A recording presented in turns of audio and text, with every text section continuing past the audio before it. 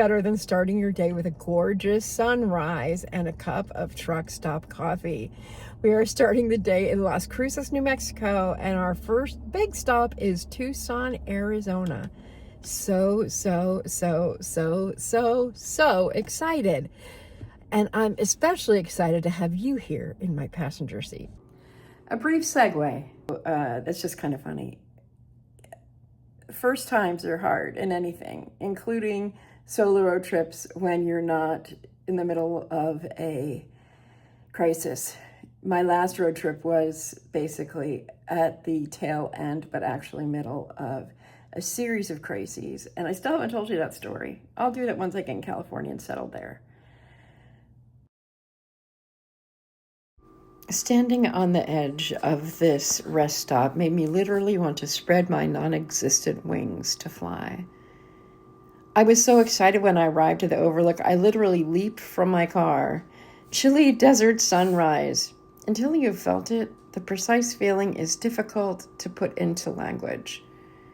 To feel the warmth of the sun, yet be chilled. And look, a work of art. This is what initially got me to this spot, and I'll be forever grateful. And it will make me want to veer off course if it means that I get to be at this overlook. There's a bit of Los Cruces that you see below, and it is surrounded by these mountains that would be near me all the way to El Paso on the other edge of West Texas. One big surprise after another. People will tell you there is nothing in West Texas, but apparently they haven't gone through New Mexico and Arizona. There was literally nothing there. I mentioned yesterday about the fear of the border, and there is actually a border patrol that is between Los Cruces and Phoenix. It's in New Mexico. I was scared of this place, like really scared, irrationally scared. And as I was getting closer, I'm like, oh my goodness, this is supposed to be that scary place. And so I put the happiest face on, I'm not carrying anything weird in my car look. Yes, I'm traveling all the way across the country, expecting to be stopped and interrogated because I was told that that would happen. So as we're driving along, I like really nervous, but I'm really sunshiny. And I look over and this man would just wave me through. But the funny thing is that he looked like a cross between Donny Osmond and Eric Estrada. So if you can picture those two men, imagine that when I looked over in my most sunshiny face, and that was the Border Patrol agent who looked back with a big happy smile, wave, and keep going, lady. It's much more funny when I did it myself. I just yelled at my wallet. I left my wallet in my car, and then I got freaked because I couldn't find it because I've not kept my car as tardy as I would like, evidenced by the stuff in the back seat. But it reminded me of Tom Hanks in whatever that movie was called, where he had the volleyball that he named Wilson. I can't remember what the movie was called, but I do remember Wilson, the volleyball. So I said, wallet, what are you doing? Oh boy. The landscape definitely changed the closer we got to the Saguaro National Forest. The rock formations, the plants, the scenery changed from that flat scrub to, as you can see, more rolling hills. And here we are. This is the entrance point at the eastern part of Saguaro National Forest. They're working on the parking lot, so it was rather noisy and disappointing at first. Some facts about the saguaro, the plant itself. It is the largest cactus. Saguaros are the largest cactus in the United States, and they can grow up to 50 feet tall. They are very slow growers. Young saguaro only grow an inch a year in their first 8 years or so. I am showing you some of the other plants besides saguaro that are there in the forest. Look, there's a big saguaro that's probably close to 200 years ago. That one, like almost straight ahead at this point. One of the interesting things about this national park, it is that it is immediately adjacent to the city of Tucson. Not many national parks are right within a city limit. Look at that cactus. That's a unique one. I believe this is a barrel cactus. Saguaros flower mostly in the month of May, and in May you can see a lot of color here at Saguaro National Park. The other time that I was at Saguaro National Park, I believe I was in the western side, and I was there with my mother and my daughter because we were seeing Catherine perform with her school choir. And my mother came down from Flagstaff, so I wanted to share with you some photos of them at that part of Saguaro National Park. These are from 16 years ago. We'll wait for just a moment. This is so incredibly different than what I'm used to. It's mind-boggling. Mind-boggling. The views along this loop in the Saguaro National Park are astounding. I feel like I could sit at each overlook for hours and just be here. All of those cliches about being here now, definitely feel that here. This is about the most passenger seat photos you will get during this part of the adventure, as you are literally on the dashboard there with me, looking out just as I am looking out as we are climbing an elevation. We're getting close to the javelina section. Unfortunately, we did not see any javelina walking around, but we did walk along a trail a bit and imagine that they were nearby. Here's those photos I promised you of my daughter and my mother. I have no idea who encouraged them to pose this way. No idea at all. It could not have been me.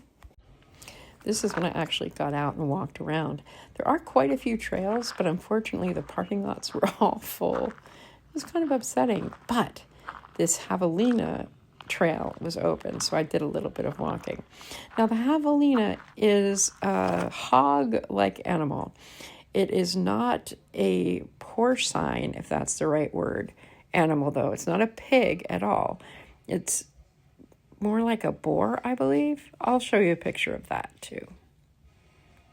Javelinas travel in herds and they live in this area of the park. They are of the peccary family and are ancient omnivores. I would love to see them in the wild. That'd be kind of fun, don't you think? I'm almost used to pumping my own gas again, but I'm not happy about it. I'm not happy about it. Grace, Grit, and Grow from Los Cruces to Phoenix. Grace, definitely twofold. Sunrise and Saguaro National Park. Grit. You might be wondering, Julie, why wasn't there any footage at all of Phoenix? There will be tomorrow, very briefly. But there was no footage of Phoenix because, number one, the traffic was horrible into Phoenix, into where I was staying. And I spent like an hour and a half bumper to bumper traffic. Did not put me in the mood to video. Then when I got to the hotel that I had reserved in, or I usually use one of the hotel booking apps to do that. And it turned out to be the same hotel that I stayed in when I had literally the worst Christmas of my life. So let's just say that Phoenix was the grit.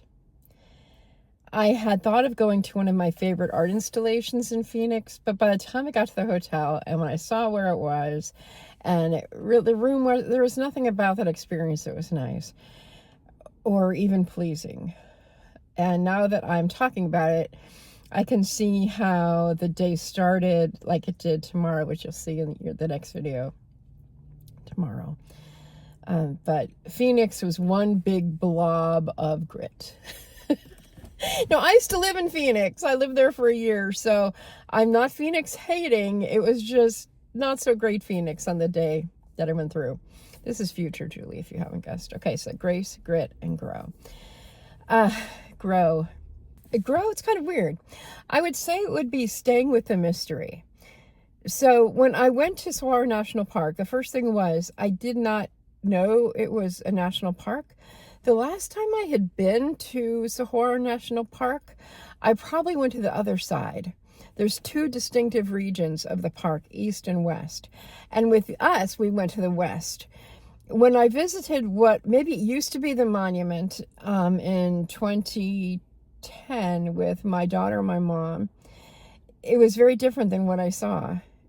And I was kind of bewildered by it. And it didn't take away from the experience. The experience was wonderful. And it still was not, what can I say? It was kind of discombobulating too. So the growth is that when I went to the visitor center, I was almost like, ugh, this place. And I almost left, which seems to be an ongoing theme. And I said, no. And I looked and I saw there was the loop that I drove us on.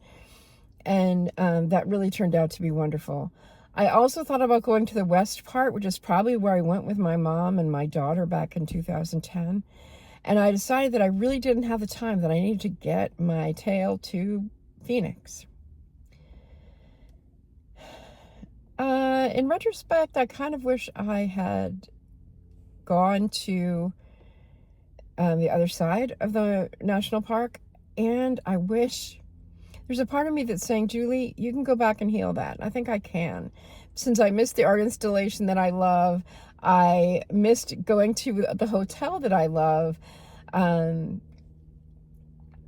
think I just wasn't quite ready to face those things. So all of these Phoenix things, Phoenix area things that need healing are related to the time before, during, and after my mom's death. And my mom's death was, when she died, I referred to that as my mom stepped away from her body. I was totally cool with my mom. It sounds weird that I was cool with my mom's death, but she had a rough final few years. And in a way, I feel like she stuck around for longer than maybe she needed to. But the aftermath was pretty rocky, including the aftermath. The worst Christmas ever was the aftermath of my dad's death. Yeah, there's just a lot. There's a lot. It all took place in Phoenix. Anyway, so there you have it. Grace, grit, and grow. And I guess that's an invitation for all of us. I'm thinking, if any of you are still watching, I'm thinking about the growth of allowing ourselves the space to heal. I know a lot of people, when they're hurting, they turn from the healing process because they believe it's too hard. Yet, as one who's done a lot of work, if you know that expression, you know that expression. I believe facing it is good and healthy and growth oriented. I also know that there's a certain time period that can pass. Like, I'm not rushing right over to Phoenix right now to take care of healing those wounds. No, I have other wounds to take care of that are in northern Arizona. I do not want to go back through central and southern Arizona, at least not now. So there you have it. Grace, grit, and grow. The amazing sunrise at Los Cruces. I want to go back to Los Cruces in El Paso, by the way. And Saguaro National Park. Incredible. I'm so glad I went. It felt so good to use my card. Anyway, have a great rest of your day, evening. Please leave a comment, subscribe, just watch that little thingy mabob, which is coming up probably in the next few screens. Take good care. My world is so much better. This trip is so much better having you in the passenger seat with me.